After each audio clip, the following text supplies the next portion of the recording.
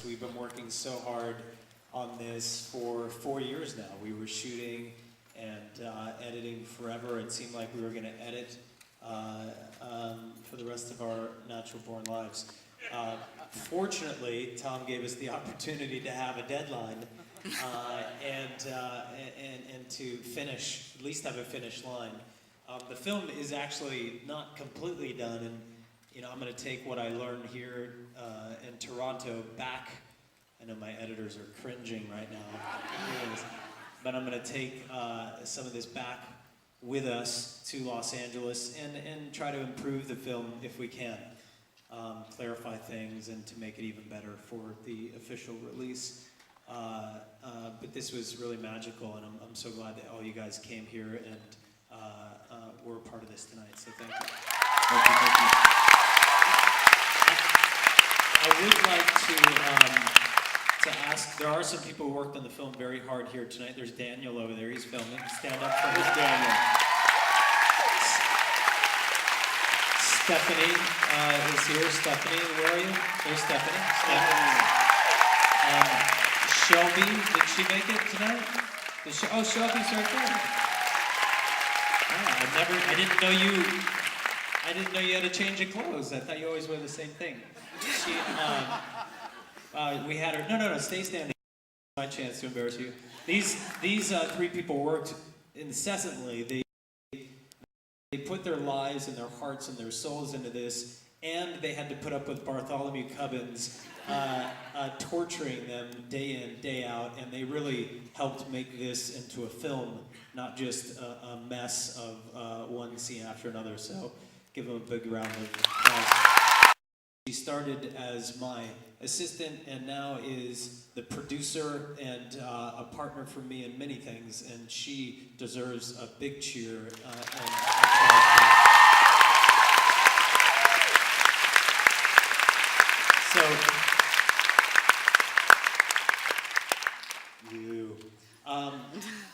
Does anybody have any questions at all?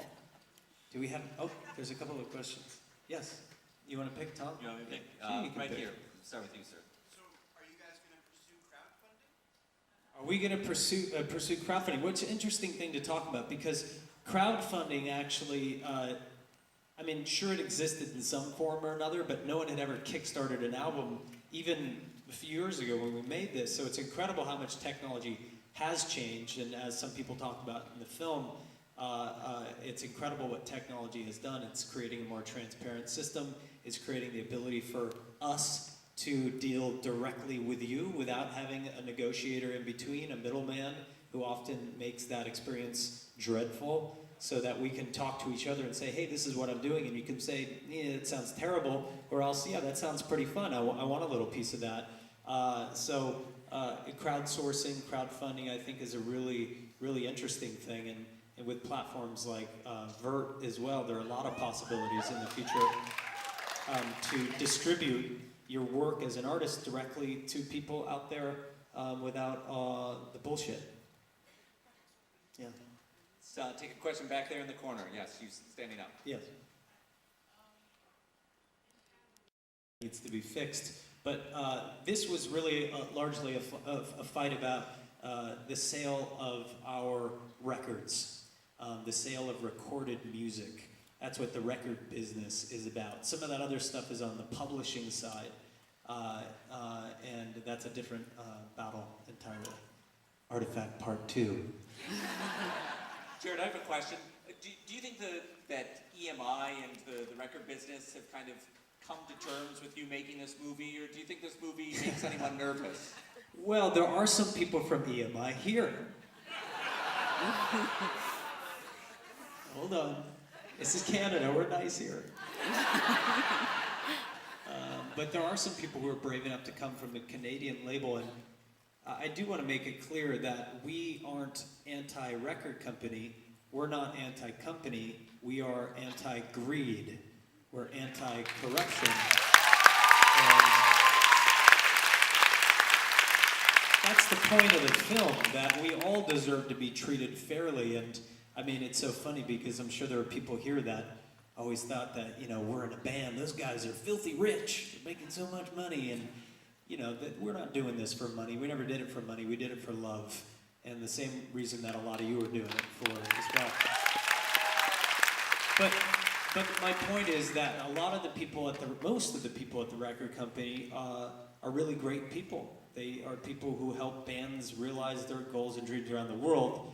It's those few people at the top that are keeping in place a system that screws the artist and a lot of times actually screws the employee rather than rewarding everybody for success. And that's a corporate problem. That's not just a record business problem. So, you know, I'm curious to talk to the people from EMI. Where are you guys? Are you here? Oh, they're right there, hiding. Right in the middle. Woo! Is it as bad as you thought? They're not shaking their head, no. Anyway, but these three people in particular have been really allies for us. And as you can see, we interviewed quite a few people in the movie. Some of them still worked in EMI when we interviewed them, and they either lost their jobs or were fired or just left on their own free will. But it's a challenging situation, and I think that a lot of people in the film were really eager to tell their story, and everybody knows what's going on. It's not a perfect system, and you know, understanding helps it get better. Shannon, I'd love to hear from you. You know, as you watch this and revisit this time in your life. What is watching the movie, you know, bring to mind for you? Just the fight, the struggle. Trying to create and trying to, share something that's coming from your soul, and that, being interrupted by this monster, is kind of annoying. And it's hard to do. It's very challenging. It was brutal for all of us. Everybody that was a part of the making of the record was impacted in a really deep way. I tried to take the burden myself because I handle a lot of the day in, day out business of the band. But it creeped in. As you can see, there's that one scene where Shannon and I get in the fight.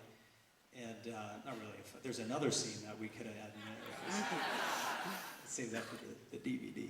Yeah, that was a good one. There was some slamming doors and stuff around there. Some beard pulling. It's the old Louisiana beard pull. Rolling up my sleeves now, getting ready. I almost cut the scene out a week before this Toronto of my brother and I getting into that little argument because I thought the film is so filled with conflict. Why add another scene? But I kept it in because I was listening to people, the editors that are working so hard on this, and everyone kind of thought that it was important to see how the band was affected. Anyone else have a question? Yeah, we've got time for a couple. Let's take a question from someone who's traveled we got all really the time far. you need. Midnight movie together. Who's traveled far and wide? Who's traveled far? You got to tell us where you. Everybody's traveled far. Okay, this lady standing up. Tell us where. It was just sticking close to, my family, Jared. As cheesy as that sounds, but it's true. We share the same goal, and he was, like he said, and I agree, he was the front runner in the whole thing and dealt with everything on the front line. So, I just stuck by his side. I think that we had there's no fight like the fight of the just. And we felt like we had a great reason to go to war. If there is ever a great reason, I don't know. But certainly if there is a great reason, this was a great reason. We were out for the truth. And we had lots of days of doubt. And you hear and feel some of it in the film. But we kept putting one foot in front of the other and marching forward no matter what. And that's what you got to do if you are in the business of making your dreams your reality. Where's Australia? In front of us as well. I think we didn't re-sign a perfect deal, but you can always keep fighting too. There's a quote, I can't remember if it made it in this cut. He who knows when to fight and when to make peace is ultimately the victorious, right? And you've got to, and I like what Flood said, who you would have thought that Flood would say, go independent, sell your record on the beach in Venice, and with a ukulele in one hand and, whatever. because he's really independent-minded, but his advice weighed heavy on me, is fight it from the inside. And sometimes you can change a lot without necessarily too much of an obvious confrontation. I think this film is, in a way, a continuation of the battle. I hope that artists, I hope the people at the label watch the film, and rather than cursing my name, they go, maybe there's a point there, and maybe we can all be really profitable, have a great company, and leave everyone feeling like they're being treated fairly. Because I think you can do that. I think you can run companies and have customers and employees be really happy about their relationship. So, Let's take a question from Toronto. yeah. Like, it really comes through in music, Yeah. and even, coming to your shows, and even though older work that I really enjoy, that all that stuff that you went through really comes through, not only on this album, but when you play live. Got it. Yeah, I'll repeat the question. Am I grateful in some way that I actually was sued for $30 million, which is a really bizarre thing to think about. But yes, I'm very grateful that I was sued for $30 million because it gave us the album of a lifetime, it gave us the tour of a lifetime, it gave us this film, and it gave us, I think, a greater sense of who we are. It gave us a lot more strength to the ability to know that we have, or I guess the knowledge that we have the strength to fight for what we believe in. I mean, it's absolutely nuts for a band, little band like 30 Seconds to Mars, to take on an entire industry like that is really kind of stupid. But I'm glad that we did it, and I'm glad that it did happen. It'll always be a really important part of our story. So, yeah. Toronto Film Festival is going to sue you for $50 million. Hey! Yeah, there's one over there that's been waiting a while. Yes. Over there? The hat. Yes. Yes. Good, short and sweet. Why did we choose to call the film Artifact? It was a title that really found us rather than us finding the title, and it was very early on. And I thought of the film as, I'd say this early on to my editors, if we were going to dig a hole on a mountaintop, and everything in that hole was filled with artifacts from this experience, what would they be? And that's what the film is. So that's where it really came from, and it stuck. And I also think it represents an antiquated system out there, parts of the record business, parts of the past. Next? Yes. Uh-oh, cheating. Nice to see you. I know half the people in this room.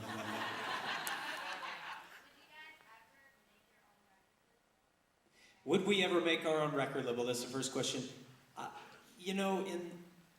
Probably not. I'm not so interested in running a record label. I think that record labels,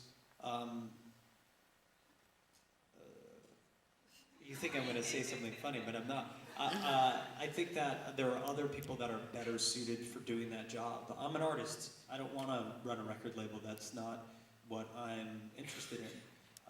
Shannon and I like to make things and share those things with the world. So that's what we're going to focus on. What's your other question? Yeah, I'll go to prom with you. She said, will you go to prom with me? Yes. You know, I would go to prom with you because I never went to a prom. Aww. Hey, man. Could you imagine this beard in the prom? The teachers, they're like, who is the creepy Uncle Jeremy over there? Yeah. The prom. This has got to be the most fun Q&A you've done yet, right? Go on. Man, I'm going to the prom. I'm so excited. Yeah, go ahead. Number one, where do you get the miracle beard growth that you guys have? But number two, it's not so much a question, it's more of a thank you for all the echelon here. Oh, thank you. We've been following you guys for Great. for people, how many people I met outside seem to modest 300 never did anything. Nice. Thank you very much. Well, thank you. I appreciate it. That's wonderful. He was saying, just to repeat, said, where do we get the miracle grow for our beards? And then he said, thank you for the echelon. It's amazing how many wonderful people Love he's you, met Echelon. here. And So